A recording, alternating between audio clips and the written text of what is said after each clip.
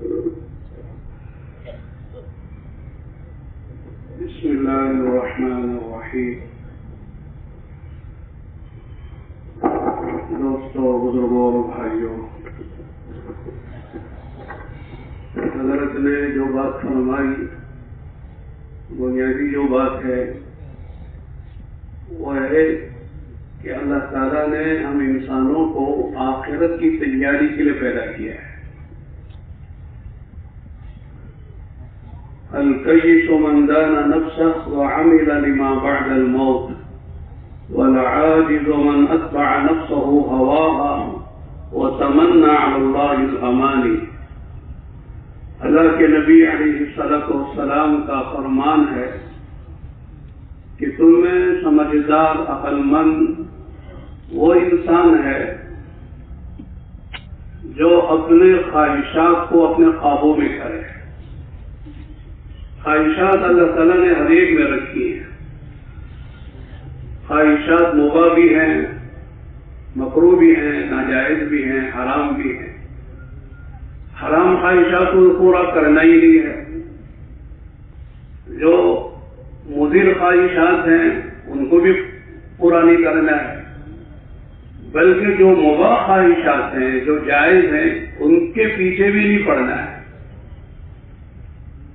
خواہشات کی جگہ اللہ تعالیٰ نے جنت بنائی ہے. دنیا میں اللہ تعالیٰ نے ضرورت پورا کرنے کی اجازت دی ہے.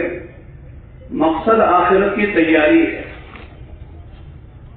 انسان کی ایک خواہش اتنی بڑی اور وسیع ہے کہ اس کے لیے دنیا ناکافی ہے.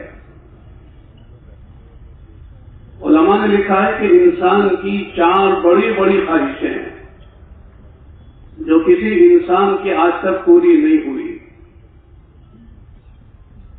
انسان کی ایک بڑی خواہش یہ ہے کہ میں ہمیشہ جوان رہوں، بڑھاپا نہ آئے، بال سفید نہ ہو. لیکن ہم سب جانتے ہیں کہ جوانی کے بعد بڑھاپا آتا ہے. کتنے لوگ تھے جو جوان تھے، آج بوڑھے ہو گئے ہیں. آج جو جوان ہیں کل بوڑھے ہونے والے ہیں. اگر جوانی میں زندگی اللہ نے برکت دے دی اور لمبی زندگی کا فیصلہ اللہ نے کیا ہے تو بڑھاپا تو آنا ہے. تو بڑھاپے سے کوئی بچے گا نہیں. ہر آدمی کی تمنا ہے کہ بڑھاپا نہ، اس لیے کہ ایک آدمی بوڑھا ہو جاتا ہے تو لوگ پوچھتے ہیں کہ چچا کیا حال ہے؟ تو چچا کہتے ہیں بیٹا سب کچھ ٹھیک ہے، بڑھاپا ہے. بڑھاپے کی وجہ سے کوئی کام ہو نہیں پا رہا ہے. آنکھ دیکھ نہیں رہی ہے، آنکھ کمزور ہے، کان کمزور ہے، پیر کمزور ہیں، کھانا مشکل ہے، چلنا مشکل ہے. یہاں تک کہ مسجد میں آ کر جماعت کی نماز پڑھنا مشکل ہوتا ہے بڑھاپے کی وجہ سے. اللہ کی زمین پر سجدہ مشکل ہو جاتا ہے. اتنا آدمی کمزور ہو جاتا ہے، بڑھاپے میں مجبور و معذور ہو جاتا ہے. تو اور ایک آدمی کی خواہش ہے کہ بڑھاپا نہ آئے، ہمیشہ جوان رہوں، لیکن پوری نہیں ہوتی. ادھر ایک آدمی کی خواہش ہے کہ میں ہمیشہ صحت مند رہوں، لیکن صحت جواب دیتی رہتی ہے. رات آدمی سوتا ہے، صبح اٹھتا ہے تو اچانک کسی بیماری کا وہ شکار ہو جاتا ہے، کسی بیماری کا حملہ ہو جاتا ہے. کیسے کیسے جوان ہیں جو آج بیمار پڑے ہوئے ہیں، بستر پہ پڑے ہوئے ہیں، ہل نہیں سکتے، بول نہیں سکتے، ہاتھ ہلا نہیں سکتے، بارش کا اثر ہو جاتا ہے. تو یہ دنیا کا حال ہے، بیماریاں آتی ہیں. تیسری آدمی کی خواہش ہے کہ کوئی غم نہ آئے، غم دکھ نہ آئے، پریشانی نہ آئے. لیکن کون ہے دنیا میں جس کو پریشانی نہیں آتی ہے؟ بادشاہوں کو پریشانی آتی ہے، امیروں کو پریشانی آتی ہے. ہر آدمی کو کوئی نہ کوئی پریشانی، دکھ آتا ہی رہتا ہے. دکھ سے کوئی خالی نہیں ہے کہ ہمیشہ سکھ ہی سکھ دیکھا ہو، دکھ نہ دیکھا ہو، ایسا ہوتا نہیں ہے. دنیا میں غم، دکھ، پریشانی آتی رہتی ہے. تیسری آدمی کی خواہش یہ ہے کہ ہمیشہ میں لمبی زندگی مجھے ملے، ہمیشہ زندہ اگرچہ نہ ہو لیکن کم سے کم 500 سال کی زندگی تو ہونا چاہیے. یہ 60-70 سال کی زندگی میں کیا ہے؟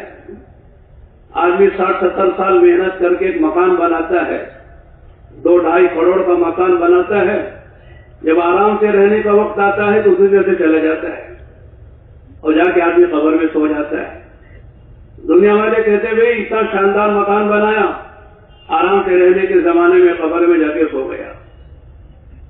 ایسے حالات دیکھتے تو آدمی کی تمنا ہے کہ لمبی زندگی ملے, لیکن اللہ کے نبی علیہ الصلوۃ والسلام کا فرمان ہے, سب جانتے ہیں, آپ نے فرمایا اعمار امتی بین 60 و 70 وقلیل منہم ما یتجاوز.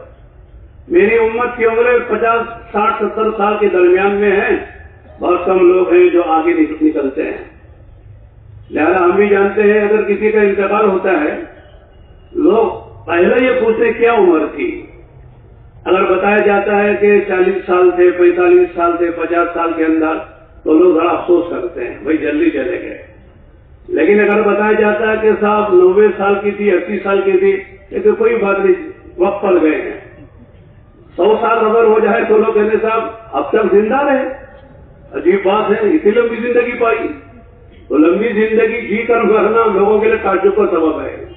وہاں کے 100 کے اندر آدمی سب چلے جاتے ہیں, کوئی رہتا ہوتا نہیں ہے. جیسے آج ہم اتنے لوگ جمع ہیں کہ آج سے 100 سال پہلے ہم میں سے کوئی تھا نہیں. ہاں اگر کوئی ہے تو ہاتھ اٹھا کے بتائے, ذرا دیکھ کر دل کو تسلی ہو جائے. 100 سال پہلے ہم میں سے, آج سے 100 سال پہلے کوئی تھا نہیں. اور آگے کی بات بھی ہے کہ آج کے 100 سال کے بعد ہم میں سے کوئی رہے گا نہیں, سب کو جانا ہے. آج زمین پر ہیں, کل زمین کے اندر جانے والے ہیں. تو مختصر سی زندگی ہے.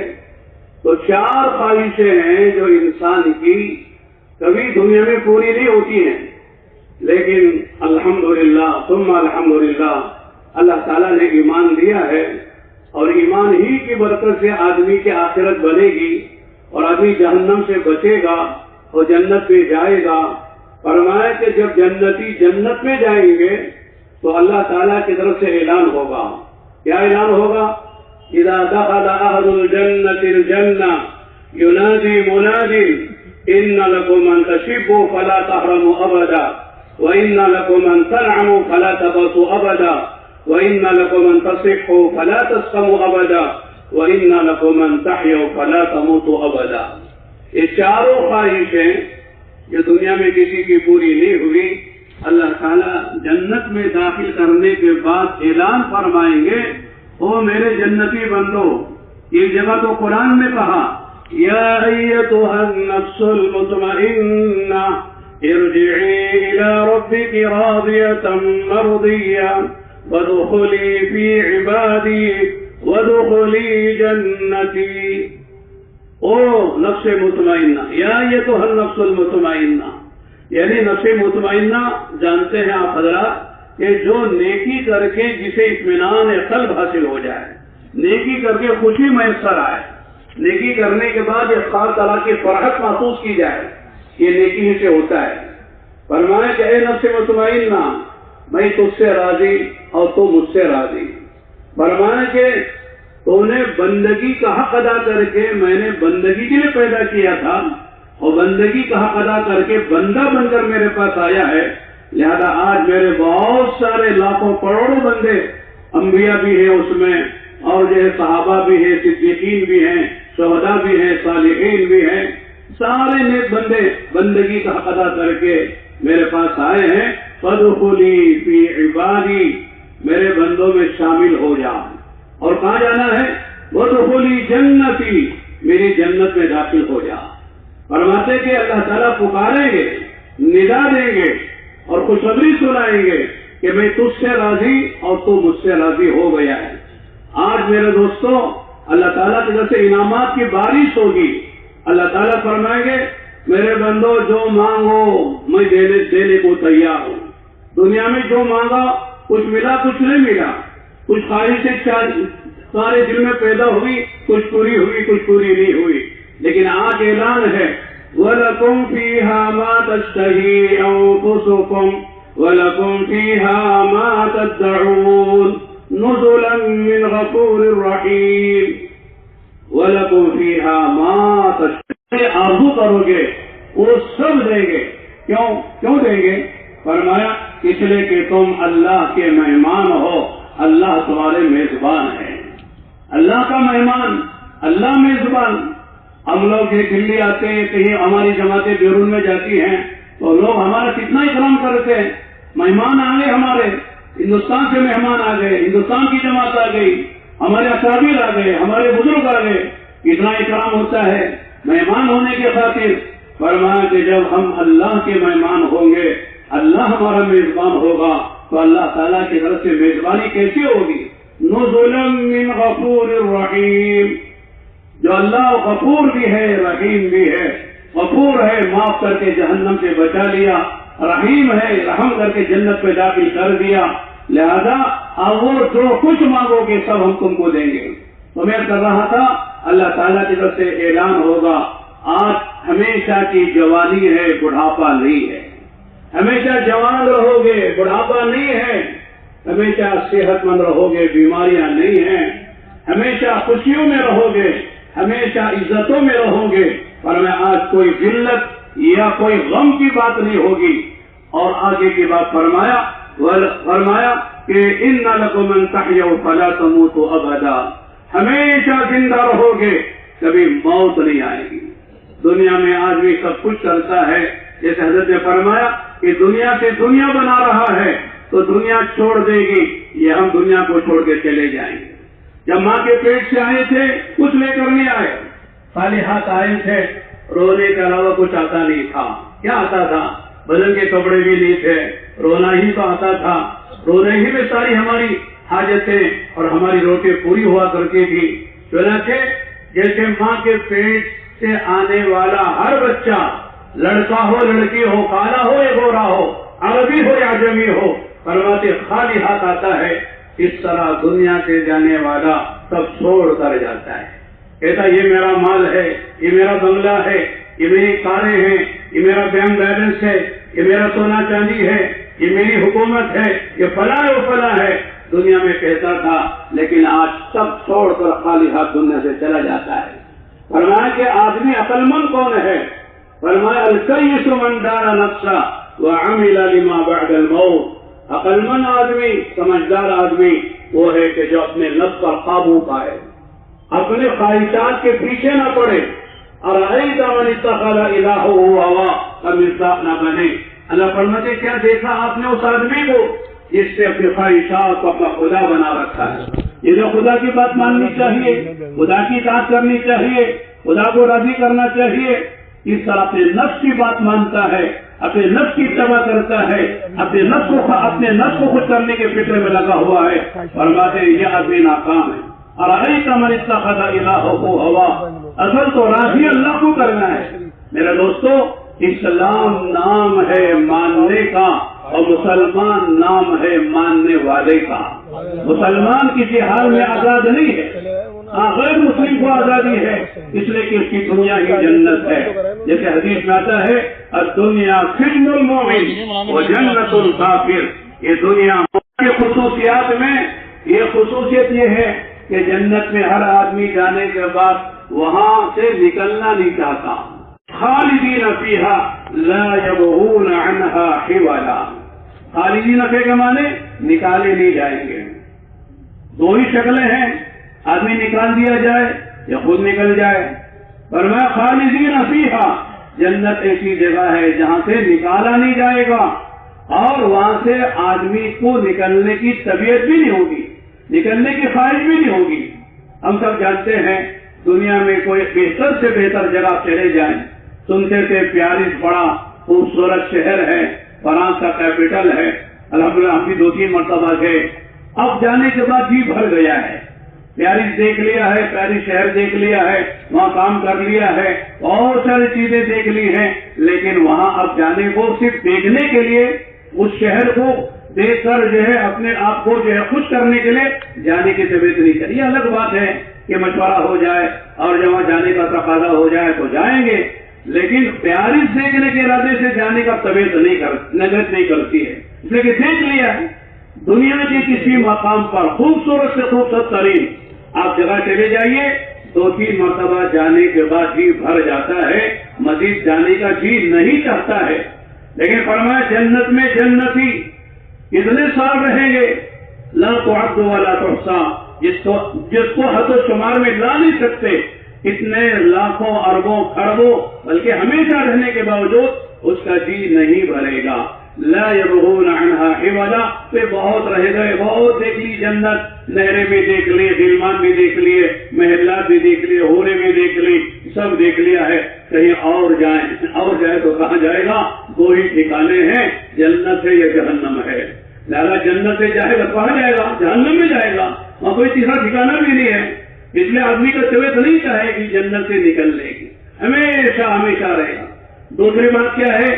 جنت کی خصوصیات میں جنت میں کوئی پابندی نہیں ہے، ساری پابندیاں دنیا میں ہیں، جنت میں کوئی پابندی نہیں ہے، کوئی عوامل نہیں ہے، کوئی نواہی نہیں ہے، کوئی اذا بھی امر ہے کرنا ہے، یہ نہیں ہے کہ نہیں کرنا ہے، یہ فرض ہے کرنا ہے، یہ حرام ہے نہیں کرنا ہے، کچھ نہیں ہے۔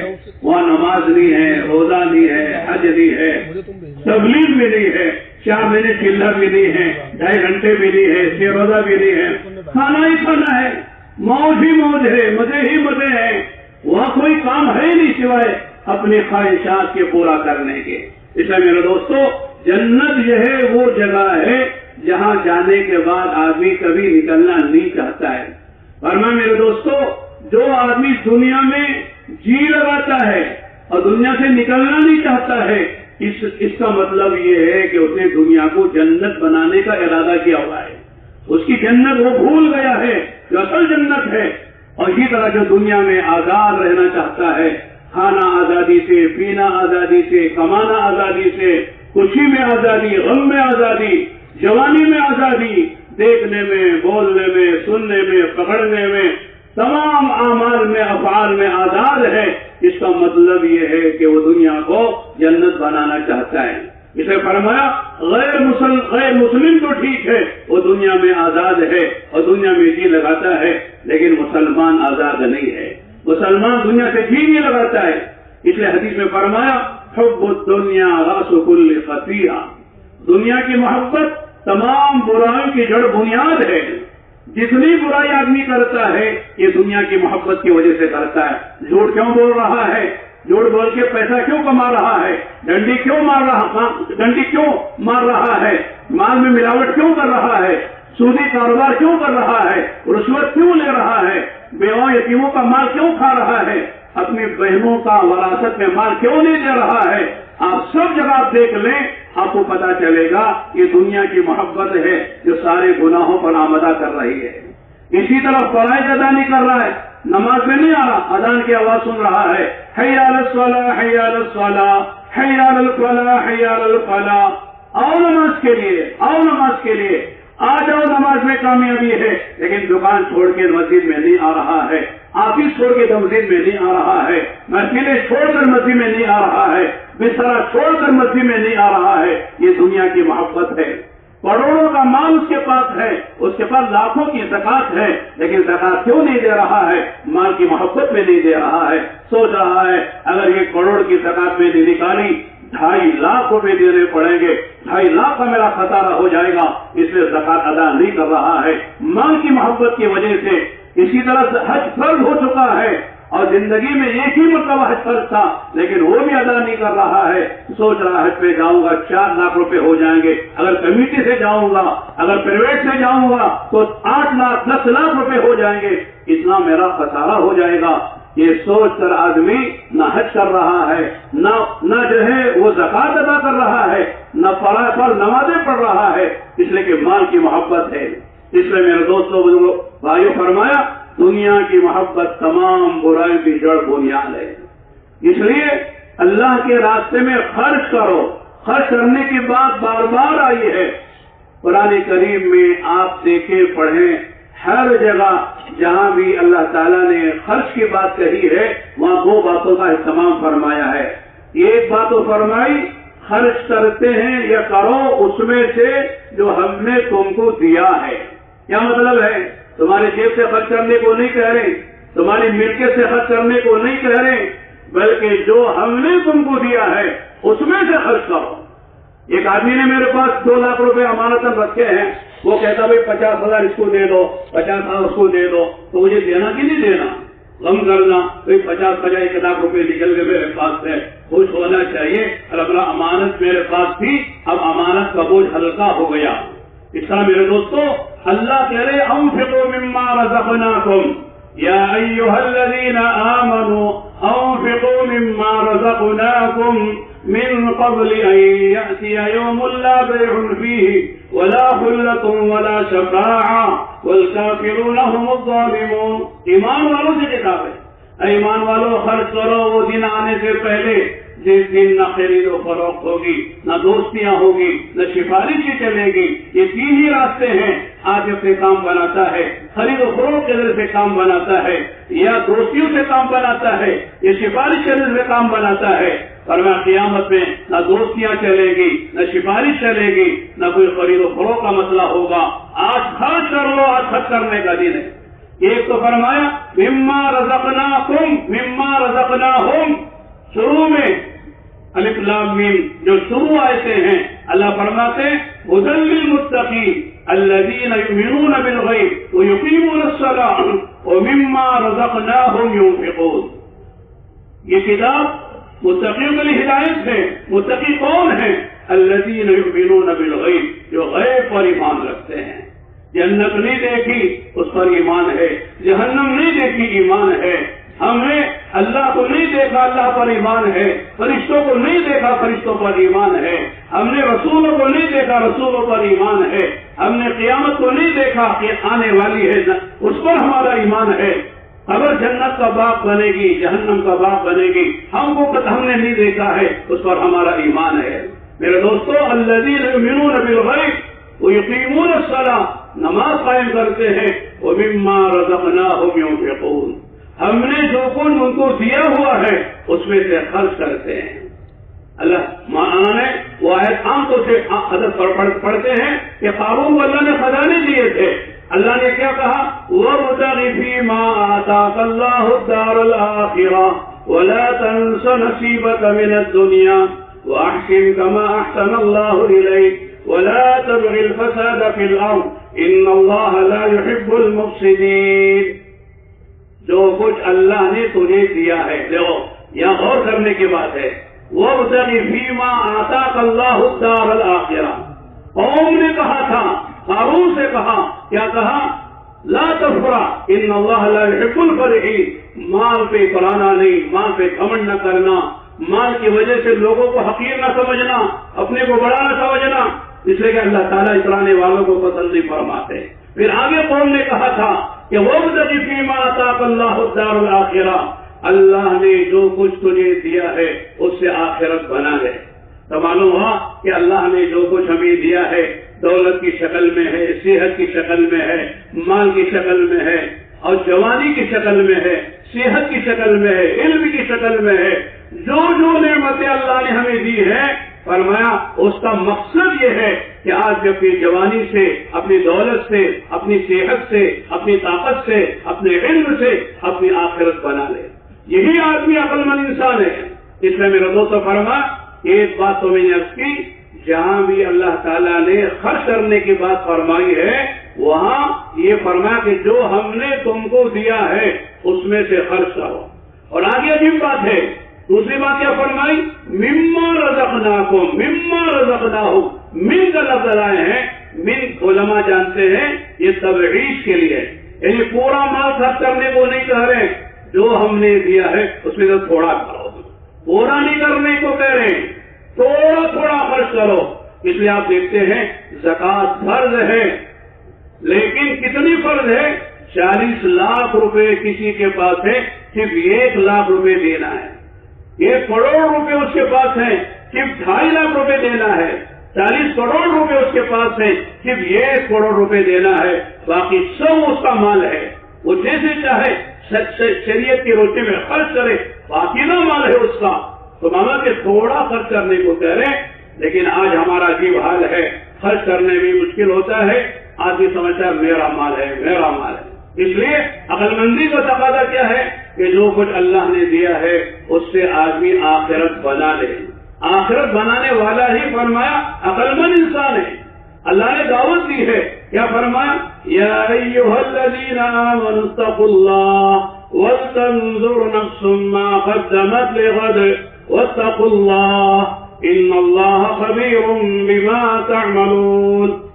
اے ایمان والو، اللہ کا خیال رکھو، اللہ کو ناراض نہ کرو۔ اللہ کی نافرمانی سے اللہ ناراض ہوتا ہے۔ جیسے حضرت سنا، حضرت عیسیٰ علیہ السلام سے پوچھنے والے نے پوچھا تھا سب سے زیادہ ڈرنے کی بات، خطرناک بات کیا ہے؟ تو فرمایا اللہ کی ناراضگی سب سے زیادہ خطرناک بات ہے۔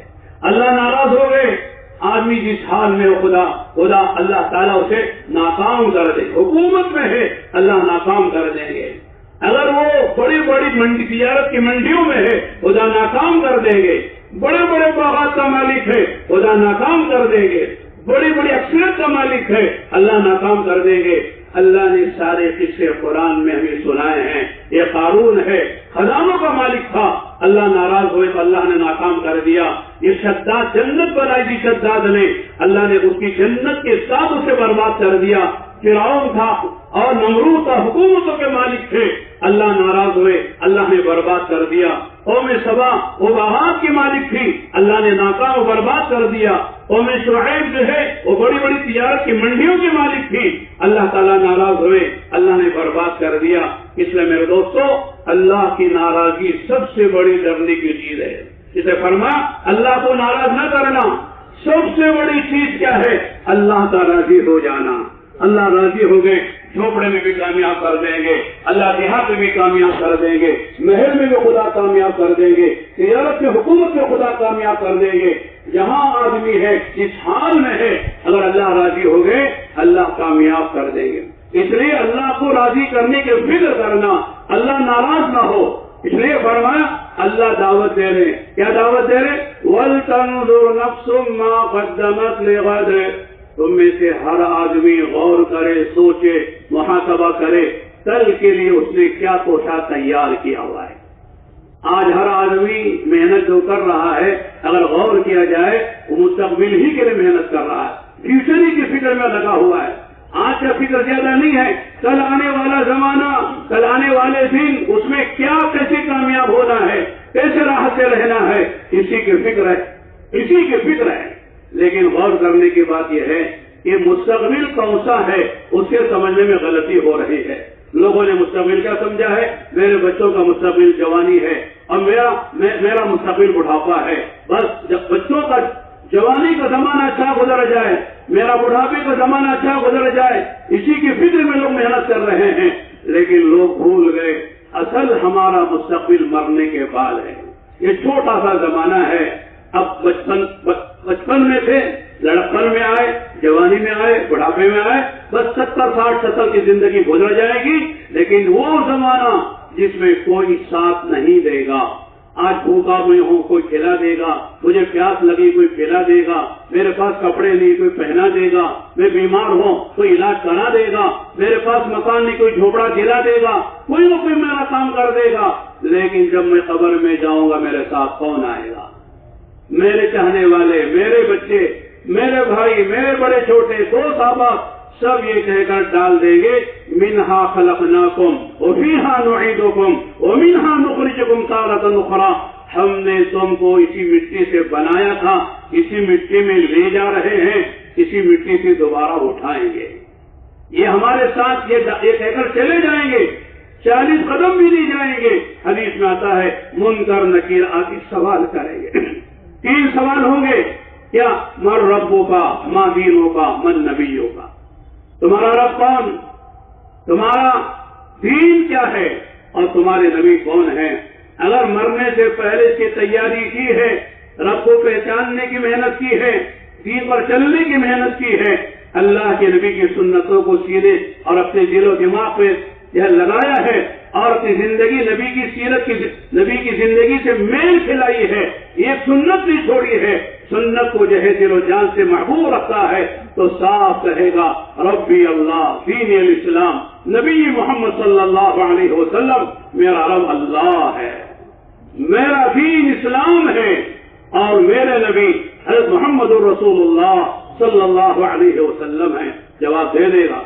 بعض لوگ کہتے ہیں مولانا کیا مشکل ہے، رٹ لیں گے اور کہہ دیں گے صاحب، پر اسے جب پوچھیں گے کہ من ربک ربی اللہ کہنے میں کیا مشکل ہے، دین الاسلام کہنے میں کیا مشکل ہے، نبی محمد صلی اللہ علیہ وسلم کہنے میں کیا مشکل ہے؟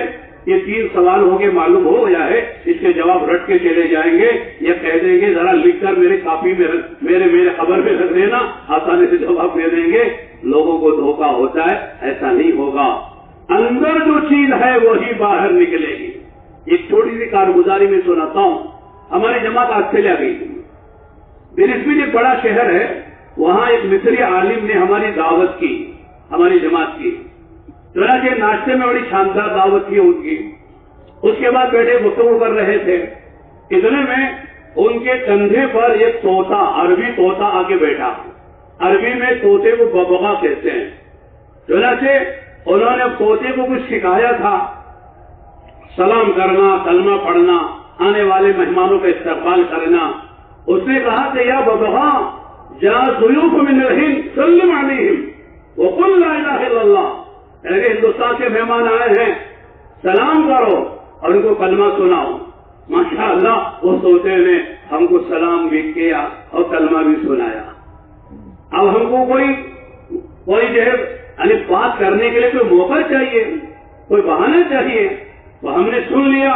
ہم نے کہا یا شیخ واللہ یا انت علمت ببغاءک ماشاءاللہ التسلیم والکلمہ واستقبال الضیوف ماشاءاللہ انت احسنت وربيت وعلمت هذا الببغاء ولكن انا اريد ان اسالك شيئا۔ آپ نے اپنے طوطے کو ماشاءاللہ بڑی اچھی تعلیم دی ہے، تربیت کی ہے، سلام بھی کرتا ہے، کلمہ بھی سناتا ہے، آنے والے مہمانوں کا استقبال بھی کر رہا ہے۔ میں آپ سے ایک سوال کرنا چاہتا ہوں، اذا جاء القط او الكلب ويأخذ حلقوم هذا الببغاء هل يقول لا اله الا الله؟ میں نے کہا اگر یہ طوطے پر کوئی بلی یا کتا آ کے اس کے گلے کو دبائے اس وقت کلمہ پڑھے گا؟ وہ سمجھ گئے میں کیا کہنا چاہ رہا تھا۔ وہ ہنسنے لگے، کیف یقول لا الہ الا اللہ ویخرج صوته الطبیعی ٹی ٹی ٹی ثم یموت۔ کہتے وہ کیا کلمہ پڑھے گا؟ وہ تو ٹی ٹی ٹی ٹی اپنی آواز نکالنے کا مر جائے گا۔ تو فرض کرنا کیا ہے کہ اندر جو چیز ہے وہی موت پر بھی نکلے گی، وہی قبر میں نکلے گی۔ رٹ لینے سے کچھ نہیں ہوتا ہے۔ اندر کی جو بات ہے، محنت کر کے جو آدمی اندر اتارا ہوا ہے وہی موت پر وہی بات موت پر نکلے گی، وہی قبر میں آدمی جواب دے سکے گا۔ رٹ لینے سے کچھ نہیں ہوتا ہے۔ اس لیے میرے دوستوں، تبلیغ و دعوت کی محنت کا خلاصہ کیا ہے کہ ایمان اندر اترے۔ لوگ کہتے ہیں مولانا مسلمان تو ہیں، ہم کو کیا اسلام کی بات کرتے ہیں، ہم مسلمان ہم کو کیا نماز کی بات کرتے ہیں؟ قرآن کہتا ہے یا ایھا الذین آمنوا آمنوا، یا ایھا الذین آمنوا آمنوا، 2 مرتبہ۔ اے ایمان والو، کتاب تو ایمان والوں کو ہے نا، آگے کیا کہہ رہے؟ ایمان لاؤ۔ ایمان والوں سے ایمان لانے کا گویا کہ حکم دیا جا رہا ہے۔ اے ایمان والوں، جو ایمان ہے اتنا کمزور ہے، اذان کی آواز سنتے ہو اللہ کے گھر میں آنا مشکل ہے، اتنا تمہارا بوڑھا ایمان ہے، اتنا کمزور اور ضعیف ایمان ہے۔ ایمان ایسا ہونا چاہیے اذان کی آواز سننے کے بعد آدمی دکان پہ بیٹھنا اسے آسان نہ ہو، دکان بند کر کے فوراً اللہ کے گھر میں آ جائے، اسے یقین ہو اب میری کامیابی اور میری فلاح بہبودی وہ اللہ کے امر کو پورا کرنے میں ہے، دکان میں بیٹھ کر کاروبار کرنے میں نہیں ہے، دفتر آفس میں بیٹھ کر اپنی ذمہ داری کو پورا کرنے میں نہیں ہے، بستر پہ سونے میں نہیں ہے، دوست احباب کے ساتھ بات چیت کرنے میں نہیں ہے، ہوٹلوں میں کھانے پینے میں نہیں ہے۔ اب اللہ کے گھر میں مجھے آ جانا چاہیے، فوراً آ جاتا ہے، سمجھو ایمان اندر ماشاءاللہ بنا ہوا ہے۔ اذان سن کے کاروبار میں بیٹھا ہوا ہے، باتیں کر رہا ہے، دکان کھلی ہوئی ہے، اور آدمی دفتر میں بیٹھا ہوا ہے، بستر پہ سو رہا ہے، اذان کی آواز کانوں میں پڑ رہی ہے، اس کا مطلب یہ ہے کہ ابھی ایمان اترا نہیں بنا ہے۔ اس لیے اللہ کیا فرما رہے؟ یا ایھا الذین آمنوا آمنوا، ایمان والو ایمان وہ لاؤ جو ایمان مطلوب ہے، ایک ایمان موجود ہے وہ تمہارے پاس ہے، یہ ایمان بھی تمہیں انشاءاللہ جہنم سے بچا کر یا جہنم میں جانے کے بعد جہنم سے نکال کر جنت میں لے جانے کا سبب تو بن جائے گا، لیکن وہ جنت کا داخلہ جس کو دخول اولی کہتے ہیں، بغیر جہنم میں جائے ہوئے سیدھا جنت میں چلا جانا، ہر آخرت کے ہر منزل میں کامیاب ہو جانا، خبر میں کامیاب ہو جانا، موت پر کامیاب ہو جانا، میدان محشر میں کامیاب ہو جانا اور پرصلات پہ بجلی کی طرح پار ہو جانا، یہ ساری جو منزلیں ہیں یہاں سے کامیابی کے ساتھ جو تم بچ کر چلے جاؤ، اس کے لیے وہ ایمان چاہیے جو ایمان مطلوب ہے۔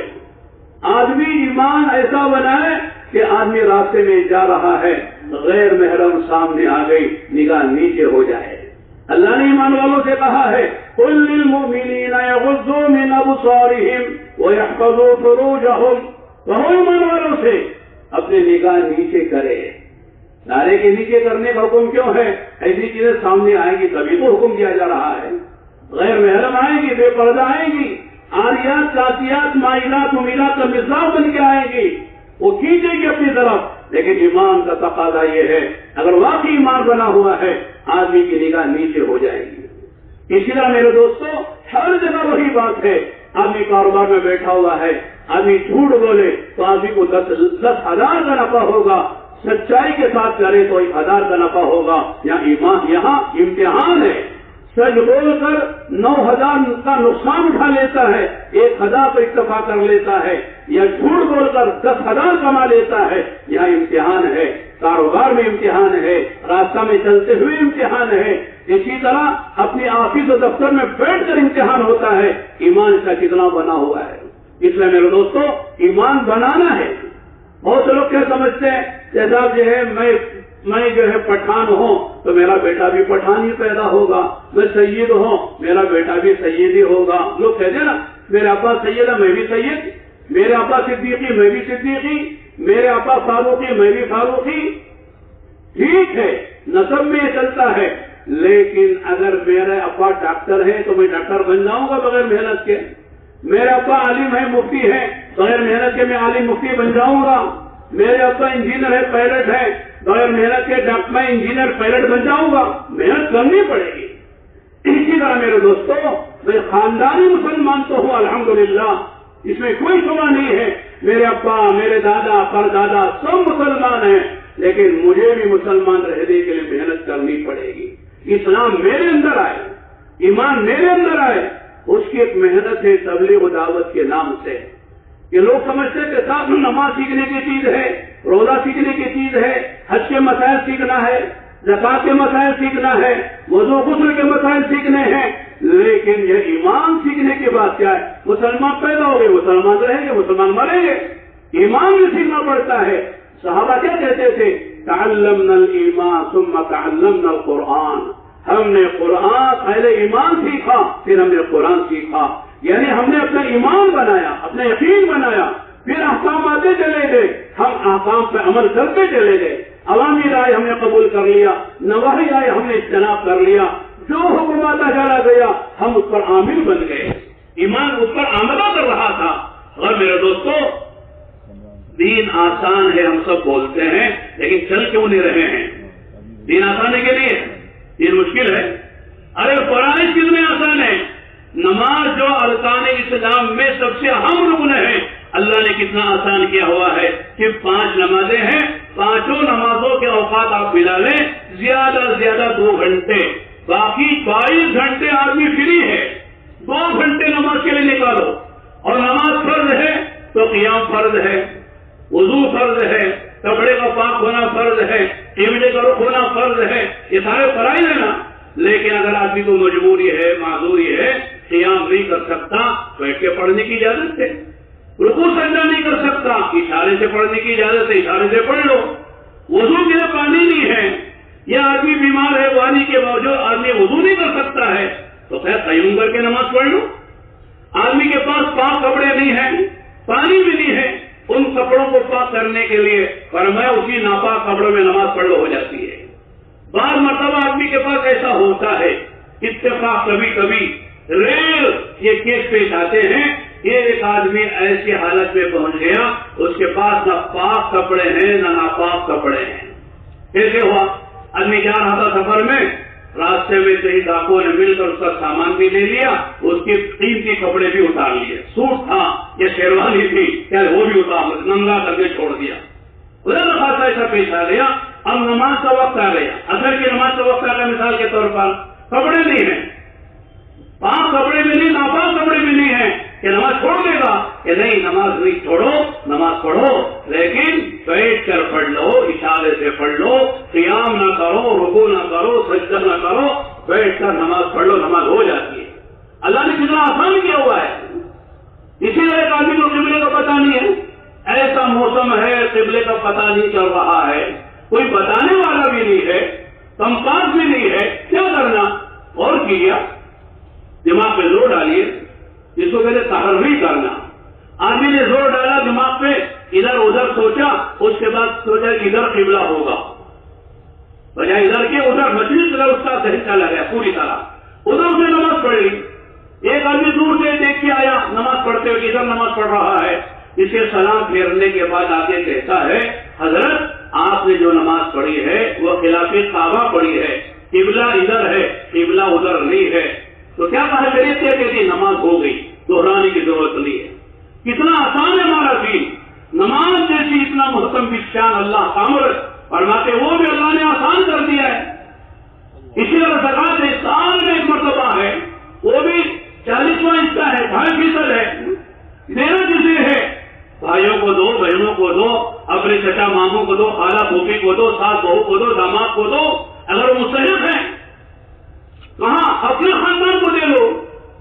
اللہ نے آسان کرے. پہلے زمانے میں زکات صدقہ خیرات نکالنے کے بعد کہیں جو ہے میدان میں رکھ دیا جاتا تھا وہ، اور آگ آ کے جلا کے چلی جاتی تھی. یہ قبولیت کی علامت تھی. لیکن اللہ تعالیٰ نے کتنا آسان کر دیا. زکات نکالو سال میں ایک مرتبہ، اور کیا کرو اپنے خاندان میں تقسیم کرو، ڈبل ثواب ملے گا. صدقہ خیرات کا بھی ثواب ملے گا، صلہ رحمی کا بھی ثواب ملے گا. بھائی بھی خوش ہوگا، بہنیں خوش ہوگی، خالہ پھوپھی خوش ہوگی، چچا ماموں خوش ہوں گے. تمہاری زکات لے کر وہ تمہیں دعائیں بھی دیں گے. کتنا آسان کر دیا. اور حج تو آپ جانتے ہیں سال میں ایک مرتبہ نہیں، زندگی میں ایک مرتبہ ہے. وہ بھی شرائط کے ساتھ ہے. آدمی صحت مند ہو، نابینا نہ ہو، لنگڑا دولہا نہ ہو، اپاہج نہ ہو، راستے معمول ہو، کوئی رکاوٹ نہ ہو، راستے کا زیادہ سفر ہو، ساری چیزیں ہیں تو حج فرض ہوتا ہے. عورت کے لیے محرم کا ہونا ضروری ہے، محرم ہو تو اس پر حج فرض ہوتا ہے. اسی طرح روزے ہیں، ابھی گزرے ہیں، روزے میں آسانی دے دی. آدمی مسافر ہے بعد میں رکھ سکتا ہے، بیمار ہے بعد میں رکھ سکتا ہے، کوئی عورت ہے امید سے ہے بعد میں رکھ لے، کوئی مرغیاں دودھ پلانے والے بعد میں رکھ لے، کوئی شہر پانی ہے روزہ رکھنے کی تاب نہ اب ہے نہ بعد میں ہے، میڈیا دے دے. یہ کوئی بیمار ہے اور ایسا بیمار کہ اسے صحت ملنے کی کوئی امید باقی نہیں ہے، وہ بھی آدمی صدقے فطر دے دے. اللہ نے کتنا آسان. یہ فرائض ہے ہمارے. دین کوئی مشکل نہیں ہے. کسی غریب کو مالدار نہیں بننا ہے، مالدار کو غریب نہیں بننا ہے. کسی جو ہے دیہاتی کو شہر میں نہیں آنا ہے، شہری کو دیہات میں نہیں آنا ہے. کسی کالے کو گورا، گورے کو کالا نہیں بننا ہے. آدمی جہاں ہے جس حال میں ہے بس دو باتوں کا لحاظ کرے کہ میرا اللہ کا حکم کیا ہے، اس حکم کو پورا کرنے کا میرا نبی کا طریقہ کیا ہے. یہ دو باتیں معلوم کر لو، ہر چیز دین بنے گی، ہر چیز سے آخر بنے گی.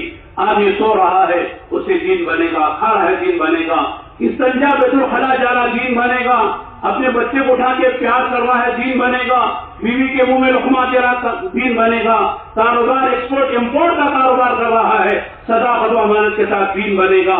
کل قیامت کے میدان میں انبیاء 14 صالحین کے ساتھ اس کا حشر ہوگا. ہمارا دین کوئی مشکل نہیں ہے. الدین یسر، آقا نے فرمایا دین بہت آسان ہے. لا یکلف اللہ نفسا الا وسعہا. دین اللہ تعالیٰ نے کسی آدمی کو بھی اتنا ہی مکلف ذمہ داری ڈالی ہے جتنا وہ کر سکتا ہے، اس سے زیادہ بوجھ اللہ نے نہیں ڈالا ہے. لیکن آج کیا ہو گیا؟ دین مشکل ہو گیا ہے. دو وجہ سے. ایک وجہ یہ ہے کہ دین کا علم نہیں ہے، دین جانتے نہیں، سیکھا ہی نہیں ہے. دین سیکھنے کے لیے وقت ہی نہیں نکالا، نہ چلا نکالا، نہ 4 مہینے نکالے، نہ 3 دن نکالے.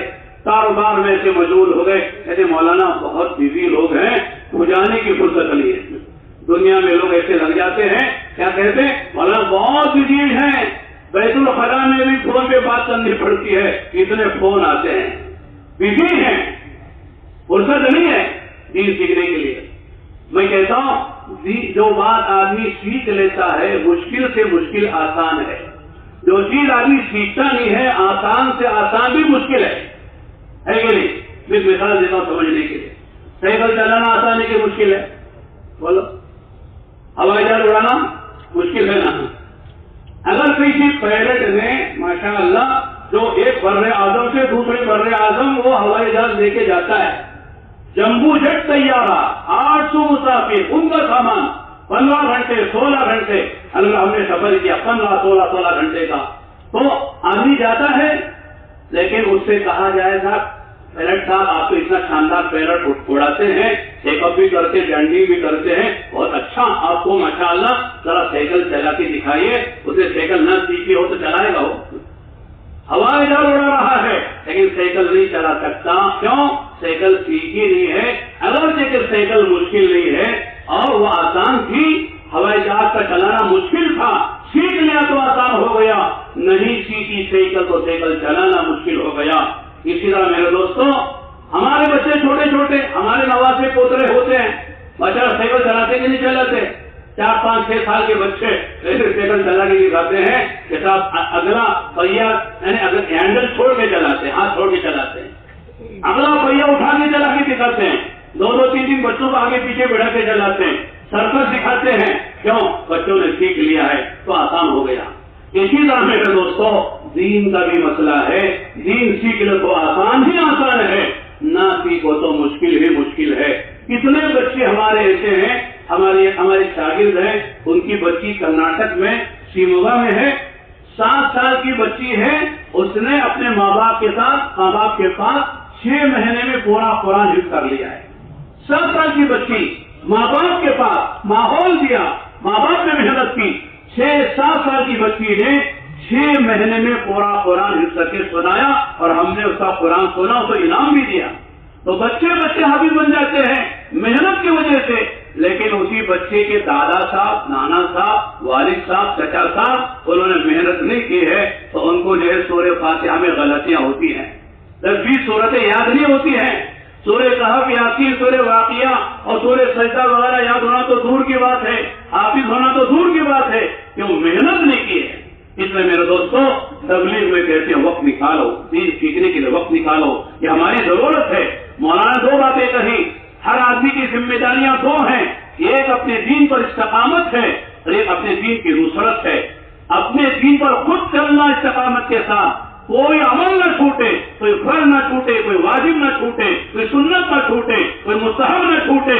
24 گھنٹے کی زندگی میں ہر حال کا 24 گھنٹے کا بھی ہماری زندگی میں آئے, یہ ہماری ضرورت ہے. اور دین کے لیے پانی دینا, کہ نصرت کے معنی پانی دینے کے ہیں, سب مل کر دین کی نصرت کریں کہ دین دنیا میں عام ہو جائے, کوئی بے دین نہ رہے.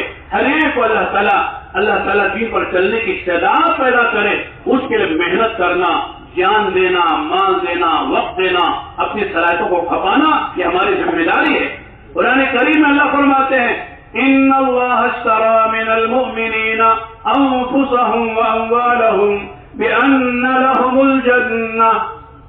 قرآن کی آیت ہے ان اللہ, بے شک, ان تاکید کے لیے آتا ہے, بے شک اللہ نے خریدا, یعنی کہ خریدنے والا ہے, خریدنا چاہتا ہے, خریدنے کا ارادہ رکھتا ہے, خرید لیا, ماضی کا صیغہ, خرید لیا. کیا خریدا؟ ایمان والوں سے خریدا. کیا خریدا؟ جان و مال خریدا ہے. کیا دے گا جان و مال خریدنے کے بدلے میں؟ فرماتے جنت دے گا. گویا کہ ہماری جان و مال کا سودا ہو چکا ہے, نہ جانیں ہماری ہیں نہ مال ہمارے ہیں, یہ جان و مال اللہ کی امانت کے طور پر ہمارے پاس ہیں. لہذا جان وہاں لگے گی, مال وہاں لگے گا جہاں نبی نے بتایا, جہاں صحابہ نے لگا کے بتایا, وہاں جان و مال لگے گی. ہم جان و مال کے مالک نہیں ہیں, ہم ترقی ہیں, ہم امین ہیں. جان و مال وہاں لگانا چاہیے. تبلیغ کا خلاصہ یہی ہے کہ جان کا استعمال صحیح کر لو, مال کا استعمال صحیح کر لو, تاکہ ہم بھی جنت میں آسانی سے جا سکیں, اور دوسروں کے جنت میں جانے کا ہم سبب بن جائیں. یہی اصل زندگی ہے. کھا لینا، کما لینا، بنگلے بنا لینا، کارخانے فیکٹریاں لگا لینا، کروڑوں روپے کما کے چھوڑ کر چلے جانا، یہ کون سی عقل مندی کی بات ہے؟ اپنی جان و مال سے آدمی ایسی محنت کرے کہ اس کی جان و مال جو ہے خود اس کی نجات کا اور جنت میں جانے کا سبب بن جائے، اور اللہ کے بندوں کی جہنم سے بچ کر جنت میں جانے کا سبب بن جائے. یہی اصل ہماری زندگی کا مقصد ہے. اسی لیے اللہ نے وہ پیدا کیا ہے. عبادت بھی کرنی ہے اور دعوت پہ بھی چلنا ہے. اس لیے کہ حدیث میں آتا ہے لا نبی بعدی ولا امت بعدکم، اے میری امتیوں سنو، میرے بعد کوئی نبی نہیں ہے.